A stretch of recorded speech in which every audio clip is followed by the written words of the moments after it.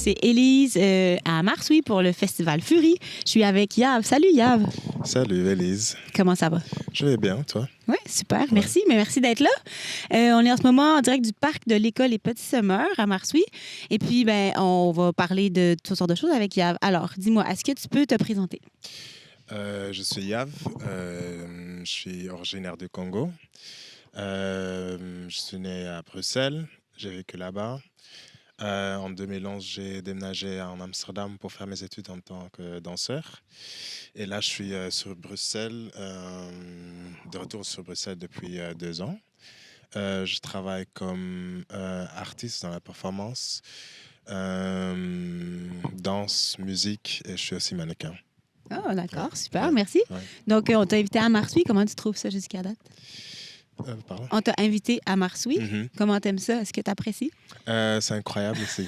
Ouais, Excellent. c'est un vrai cadeau. Ouais. Excellent. Je me sens très béni d'être invité. Déjà, l'atmosphère du festival est incroyable. La nature, ouais, je me plains pas. Ouais, super, on est contente que tu sois là. Ça, nous, dans le balado, on aborde quand même des questions sensibles au niveau du racisme. Est-ce que toi, tu as vécu ça dans ta vie? Est-ce que tu veux nous en parler? Est-ce qu'il y a des aspects que tu aimerais qu'on approfondisse ensemble? Oui, j'ai vécu. J'ai grandi en Belgique. Maintenant, moi, je trouve que là où j'en suis aujourd'hui, pour moi, c'est plus important. C'est vrai qu'il faut avoir le partage, mais je ressens que je suis à un point où je ressens moins en moins le besoin de parler ce que j'ai vécu, mais plutôt de trouver des solutions ou, par exemple, d'entendre ce que les autres ils ont vécu. Parce que même au niveau d'art, j'ai eu une période que c'était très compliqué quand je dansais encore pour des autres chorégraphes. OK. Parce qu'être un danseur noir dans un groupe, de seul en fait, dans un groupe, la façon que tu es mis sur scène, c'est différemment. Okay. Et c'est en fait à cause de ça que je suis commencé à créer mon propre travail. Parce que je me dis, il y a plein de layers que je porte en tant que danseur, mais aussi en tant qu'humain, spirituellement, artistiquement, que je vais partager sur scène. Et je pense pour un long moment, j'attendais de trouver quelqu'un qui allait me mettre sur scène de cette façon-là. Et c'est un jour que je me suis réalisé que non, en fait, c'est moi-même qui dois le faire. Ouais. Donc, ouais, dans le fond, ça t'a permis de trouver le chemin que toi, tu avais besoin pour pouvoir dire ce que tu voulais dire, comme tu voulais le dire. Est-ce que tu veux me parler un peu plus de comment c'était difficile pour toi? Est-ce que les gens te mettaient... Tu dis que les chorégraphes te mettaient en scène d'une certaine manière. Ça se manifestait comment? Une certaine manière, dans le sens où, déjà, en tant que danseur, tu es objectifié. Maintenant, si c'est d'un point de vue qui ne te correspond pas, ça vient avec beaucoup de, comment on dit en anglais, blind spots, aussi des stéréotypes. Ouais. Souvent, on parle d'innocence, mais je dis toujours, on ne peut pas savoir juste une fois. Donc, à un moment donné, ça devient l'ignorance. Ouais. Donc, oui, j'ai eu des cas très authentiques. Après, je ne suis pas le premier ni le dernier, malheureusement. Mais à un moment donné, c'était très frustrant. Mais c'était aussi... c'était une autre époque parce que en 2011, j'étais encore à l'école. Mon premier stage, c'était en 2013. Et j'ai l'impression que vers 2017-2018, il y avait des autres discussions autour. Et je ne pense pas que c'était la première fois parce qu'il y a plein de gens, nos précédents, nos ancêtres, qui ont toujours s'est battus pour ouvrir ces portes, justement. Mais j'ai l'impression que ça revient toujours comme une vague générationnelle. La chose qui m'a frustré, c'est qu'aujourd'hui, justement, on parle souvent d'inclusion, diversité, mais souvent la motivation, c'est l'argent. Ouais, c'est clair. Oui, et c'est là où de temps en temps ça devient compliqué, mais en même temps, je me dis, ce qui est un avantage, ça montre quand même qui est devant toi. et avec qui tu peux travailler et avec qui tu sais qu'on n'est pas... ça révèle. Oui. Je comprends. C'est comme un détecteur, en fait. Ouais. C'est un détecteur de racisme. Exactement. En tout cas, oui, je comprends. Oui, une forme d'instrumentalisation. Moi aussi, ça m'est arrivé souvent. Tu sais, moi, je suis pas dans le milieu de la danse, mais je suis dans le milieu de la gouvernance de la danse. Puis, c'est pas... tu sais, moi, j'ai 40 ans, j'ai l'air quand même assez jeune. Ça, c'est un truc aussi que j'aime à réfléchir. Comme les Blacks, on vieillit différemment. Donc, souvent, on me considère pas comme crédible, alors que si j'avais été une femme blanche, ça aurait été différent. Donc, je peux comprendre... en tout cas, je peux avoir de l'empathie et de la solidarité par rapport à ton expérience. Est-ce que tu penses que c'est... Est-ce que tu penses qu'il y a des différences entre la situation en Belgique et dans le reste du monde en tant que... Parce que le Congo, c'était une colonie belge. Est-ce qu'il y a un aspect là qui a un impact, selon toi? C'est intéressant parce que je ressens pas que je peux vraiment parler pour les autres. Bon point. Ça, c'est honte. Excellent point. Mais je pense avec chaque chose dans la vie que chacun son expérience est authentique. Donc, même si on va faire une interview avec tous les Congolais qui sont nés en Belgique comme moi, par exemple, on a toute une expérience différente parce qu'on est tous différents, mais aussi on perçoit les choses différemment. Maintenant, peut-être ça va apparaître un peu bizarre, mais je pense qu'il faut poser la question aux Belges. Ouais, pour savoir si eux, ils traitent justement le Congolais différemment comparé aux autres. OK. Donc, on pose la question aux Belges qui sont blancs, on s'entend? Oui. Toi-même belge. Oui. Parfait, je comprends ce que tu veux dire. D'accord. Et puis, est-ce que tu aurais des choses à dire, mettons, pour les gens qui vont venir après toi? Est-ce que tu as des conseils, des choses que tu voudrais, faites attention à ça ou empowerez-vous sur ci, sur ça? Je pense que c'est toujours important de suivre ton intuition, de un. De deux, de prendre le temps pour vraiment te connaître, de comprendre de qui tu viens, d'où tu viens, et chacun fait ça à sa manière, évidemment. Mais aussi de justement suivre l'intuition parce que, surtout aujourd'hui avec tous les réseaux sociaux et tout ça, il y a beaucoup de distractions. D'un côté, il y a un grand avantage qu'on vit dans une époque où il y a la digitalisation, mais en même temps, il y a beaucoup qui se passe dehors cet espace, justement. De rester connecté spirituel, mais aussi de rester ouvert à écouter et comprendre les histoires des autres. Okay. Ouais. Parce que le partage il est très important. Ouais. Je suis d'accord avec toi. Et puis, dans ton œuvre, est-ce que tu veux nous parler de ton œuvre, en fait? Oui et non. C'est demain, on nos spoilers. En fait, ce qui est intéressant avec Movements of Soul, je ressentais le besoin de créer un travail qui ne questionne pas mon existence. OK. Et je vais dire différemment. J'ai remarqué que depuis Black Lives Matter aussi, il y a beaucoup d'artistes qui créent des œuvres, justement, là où leur existence est questionnée, mais questionnée au niveau de est-ce que j'ai le droit d'être sur Terre? Moi-même, je l'ai aussi fait. À un moment donné, je pense que c'était une étape que je devrais passer. Mais à un moment donné, j'ai aussi compris qu'en fait, je suis sur Terre. Ouais. Donc, il n'y a pas de question, en fait. Okay. Maintenant, la façon que je prends place dans la société, dans ma vie privée, ça c'est quelque chose qu'on peut questionner. J'ai fait le choix de ne pas expliquer mon travail parce que j'ai l'impression que souvent on explique beaucoup de choses, il y a des textes à lire, mais à la fin, le public vient déjà avec son conditionnement. C'est pour ça que je suis toujours ouvert de faire un after talk après pour voir ce que les gens ont perçu, mais aussi pour voir comment la personne elle est conditionnée. Ce que je peux partager, c'est que je suis très inspiré par déjà l'être humain, mais aussi par pop culture, ma culture.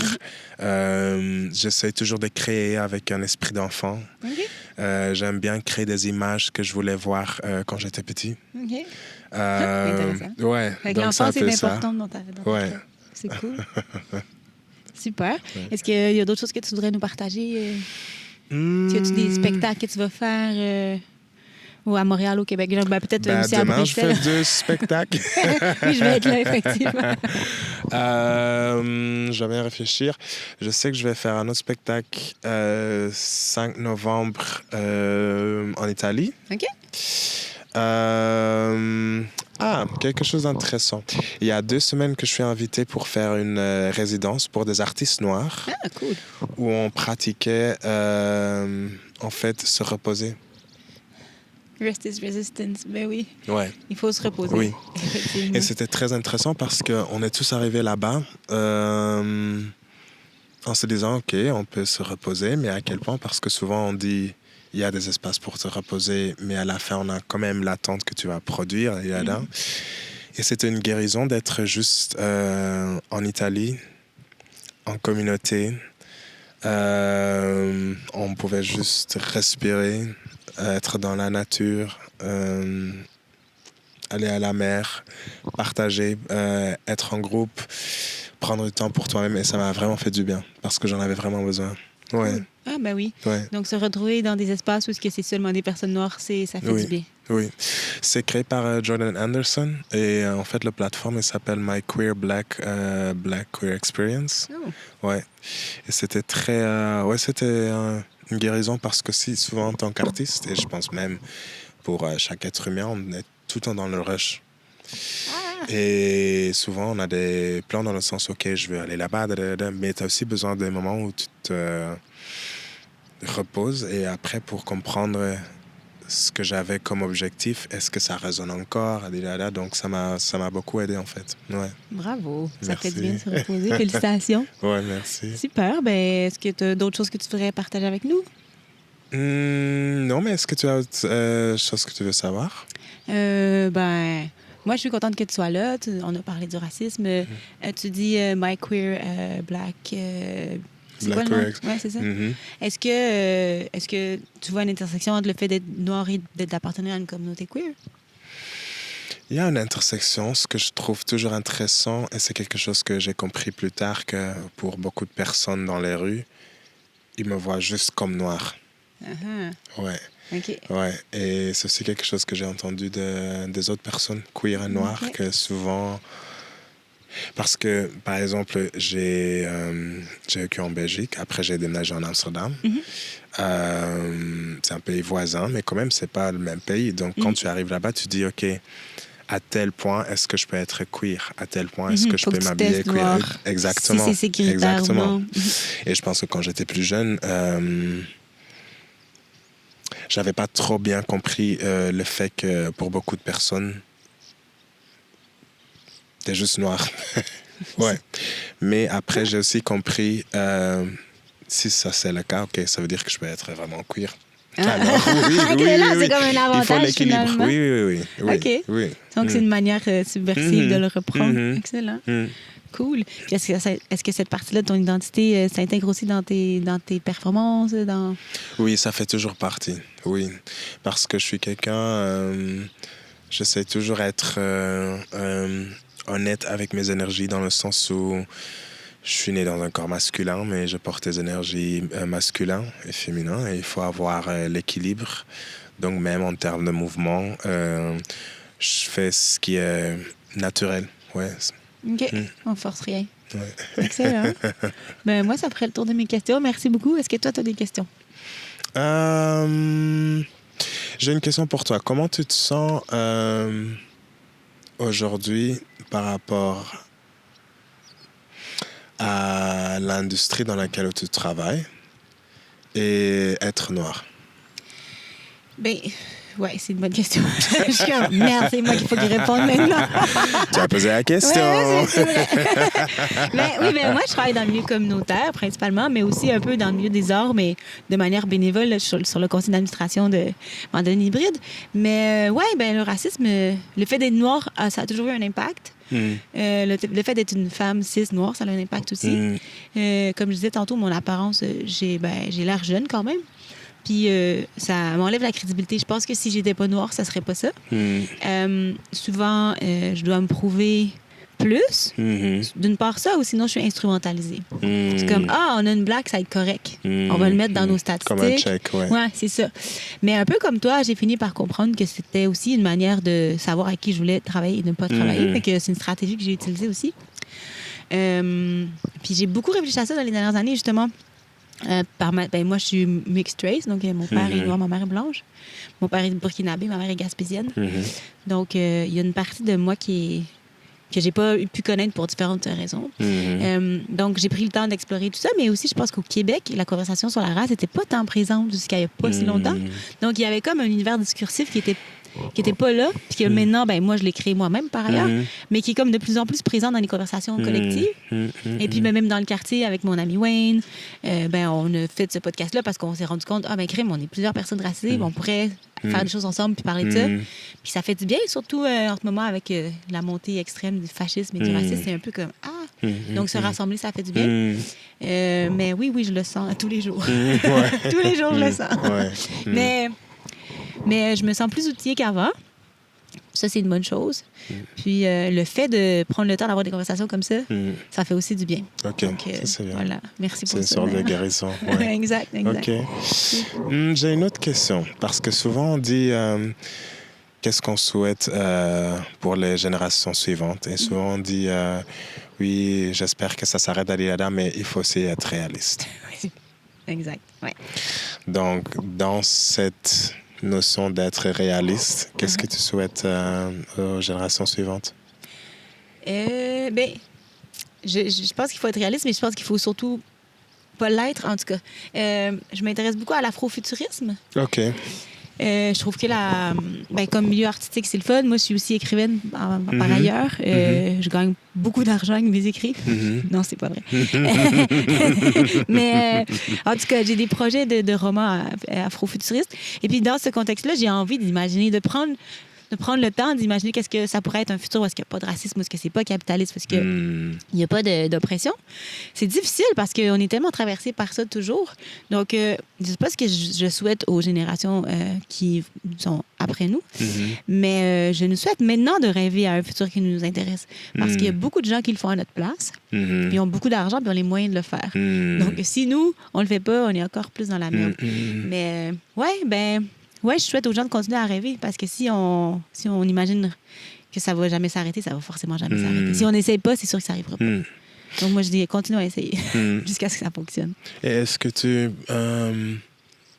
trouves que l'afrofuturisme peut exister sans l'afro-escapisme? Qu'est-ce que tu entends par afro-escapisme? En fait, il y a quelques années que j'ai rencontré quelqu'un qui me parlait souvent d'afrofuturisme. À un moment donné, il m'a expliqué que souvent, il y a l'afro-escapisme qui vient avec, dans le sens où on veut s'imaginer une certaine future là où on croise pas des trucs comme racisme, mais il y a aussi une notion de escapisme dedans, de la réalité dans laquelle on vit. Donc, c'est dans ce sens-là que je me pose la question. Est-ce que toi, tu trouves que l'afrofuturisme peut exister sans l'afro-escapisme?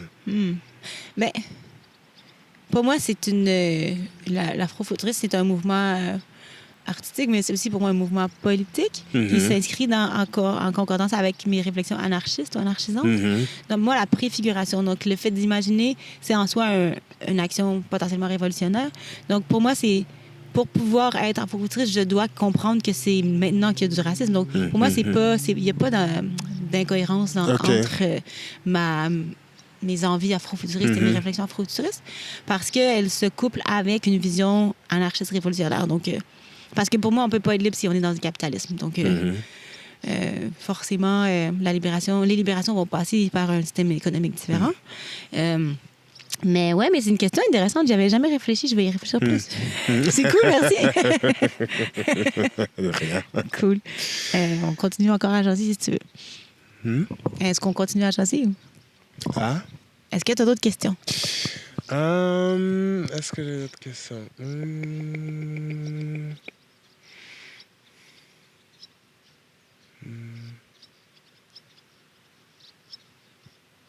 Je sais pas si je vais poser